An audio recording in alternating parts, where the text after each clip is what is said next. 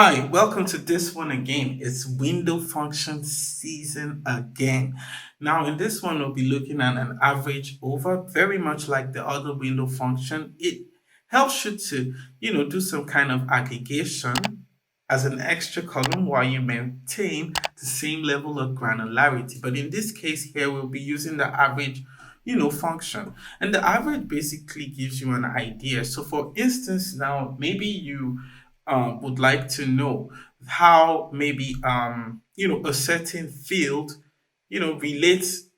Maybe you would like to have an idea if a number is high or it is low. And in this case, what you would like to do is maybe you will compare it to the average. So let's look at this data set for instance. So we have the mid-year population and we have Zimbabwe and all these other countries in the data set. And basically we have the year of the mid-year population. So maybe we have this number now, but we do not know how to place this number, right? We just see Zimbabwe. Maybe we never been to Zimbabwe or we never read anything about Zimbabwe. And they tell you that on this year, maybe this is the population. And then you do not know if this population is high or low, but I mean, based on Zimbabwe standards. And then you would like to do some kind of analysis. So maybe you would like to put the average beside of each year so then you could be able to tell if it is high or it is low. In this case we will do this window function and we will basically use this media population to show us how to do it. And so here we have the select star, which is basically selecting all these columns from this data set, and then you will add the average, um so here we have the average of the population, media population.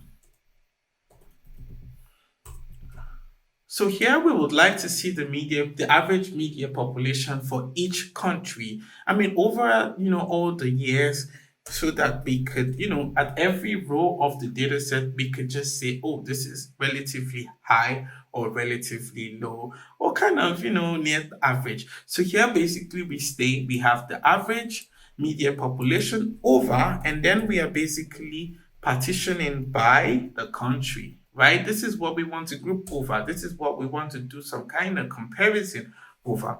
And then we just go ahead and we do our, basically we run it. And so we say like the average population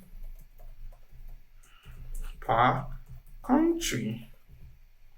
And then when we run this query here, what do we get? So here we will see that, for instance, in the case of Honduras, right? So the Honduras, this is the average population per year, per country for the case of Honduras. And when we see, so here we can do some kind of comparison. We could see that this is, looking kind of relatively low. It's relatively low when we see the average population per country, right? So in this case, and so this is like what we're trying to achieve. And then when we gradually go down the years, as the years get higher, we notice that from basically from maybe 1995, it's basically coming closer to the average, and then it surpasses the average, and now it is like a lot higher than the average in 2049. So this is like projected to be higher than the average in 2049.